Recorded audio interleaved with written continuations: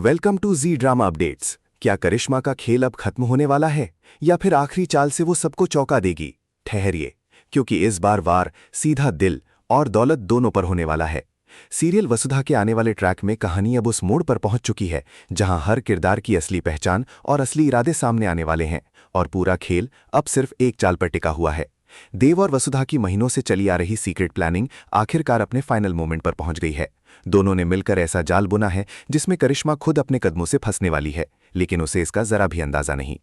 इधर मित्तल साहब से मिलने के लिए मित्तल्स ऑफिस में करिश्मा की एंट्री होती है और उसके चेहरे पर कॉन्फिडेंस तो है, लेकिन दिल के अंदर डर भी साफ दिख रहा है।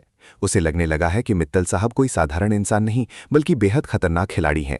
इसलिए वो ना कोई सीधा सवाल पूछ रही है, ना कोई बहस कर रही है। वो सिर्फ हालात को भांपने की कोशिश कर रही है। लेकिन किस्मत को कुछ और ही मंजूर है। उसी वक्त कहानी में एंट्री होती है समर की, जो इस ट्रैक में बेहद एरोगेंट और बदतमीज अंदाज में दिखाया गया है। समर का गुस्सा इस बात पर फूट पड़ता है कि जब पूरा ऑफिस देव के लिए खोल दिया गया था, सब कुछ मैनेज कर दिया गया था, तो फिर उसका केबिन क्यों खोला गया? और सबसे बड़ा सवाल, देव के डैड मित्तल साहब बनकर उसके केबिन में क्यों बैठे हैं? यही वो पल है जहां से असली ड्रामा शुरू होता है। देव और समर के बीच तीखी बहस छिड़ जाती है, आवाजें ऊंची हो जाती हैं, आरोप प्रत्यारोप शुरू हो जाते हैं और ठीक उसी समय वहां पहुंच जाती है करिश्मा। उसकी एंट्री गलत समय पर होती है, लेकिन यही एंट्री पूरी कहानी को नया मोड़ दे देती है। वो दोनों की बातें सुन लेती है और उसके मन में शक का तूफान उठ खड़ा होता है। क्या उसे धोखा दिया जा रहा है? क्या देव और वसुधा उसके खिलाफ कोई बड़ी चाल चल रहे हैं?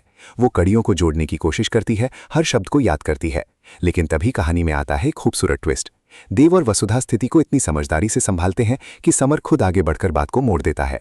वो बताता है कि वो पहले इस कंपनी में नौकरी करता था और पूरी बात को ऐसे घुमा देता है कि करिश्मा का शक फिर से कंफ्यूजन में बदल जाता है। लेकिन असली गेम तो अभी बाकी है।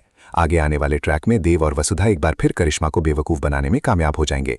करिश्मा जिस प्रॉपर्टी को अपनी जीत समझ रही है, वही प्रॉपर्टी बहुत जल्द चंद्रिका सिंह चौहान के नाम ट्रांसफर होने वाली है और उसे इसका जरा भी अंदाजा नहीं होगा। सोचिए, जिस जाल को उसने दूसरों के लिए बिछाया था, उसी में वो खुद फंसने वाली है। लेकिन कहानी यहीं खत्म नहीं होती। एक और बड़ा ट्विस्ट सामने आता है। समर बिल्कुल भी ट्रस्टवर्दी इंसान नहीं है।